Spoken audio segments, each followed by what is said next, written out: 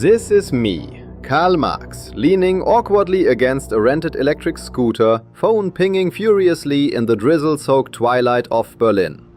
Workers of the gig world, swipe left on exploitation, I groan, staring at a measly €2.50 delivery request for overpriced avocado toast.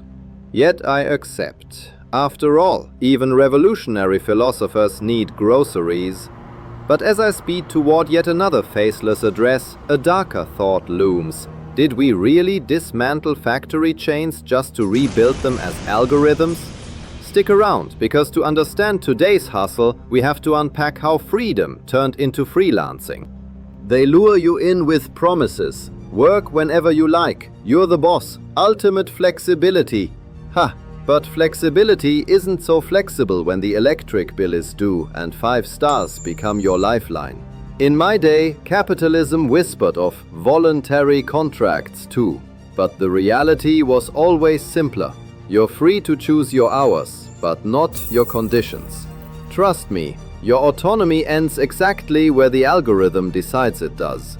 But wait until you hear who's really controlling your virtual freedom.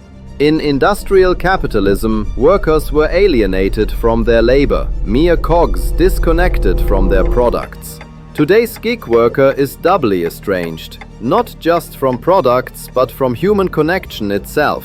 The customer is invisible, hidden behind rating screens and anonymous tips. You hand over sushi, an invisible hand takes your worth, and you vanish back into the algorithm.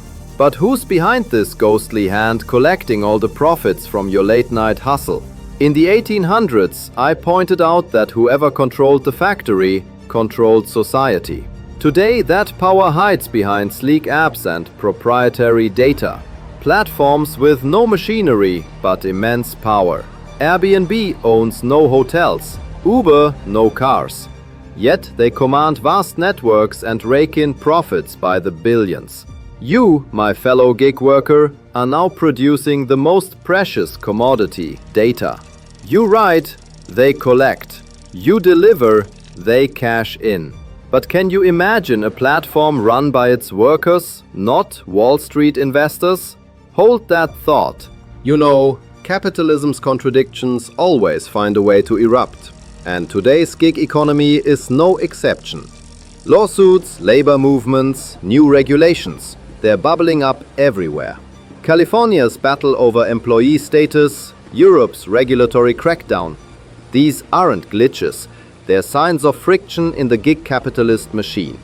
The question now is, will governments patch up these cracks, or will workers rise to rewrite the entire code?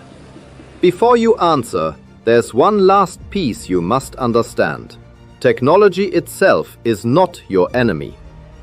As industrial workers eventually organize to claim fair conditions, gig workers possess a potent new weapon, the very technology that exploits them.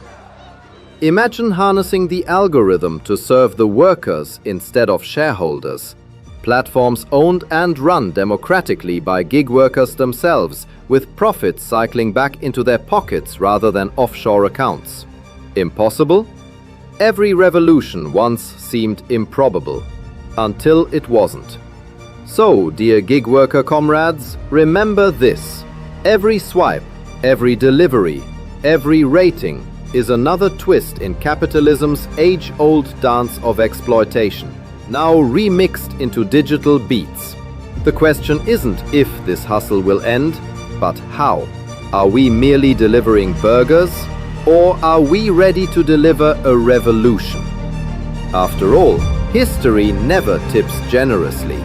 It always demands change.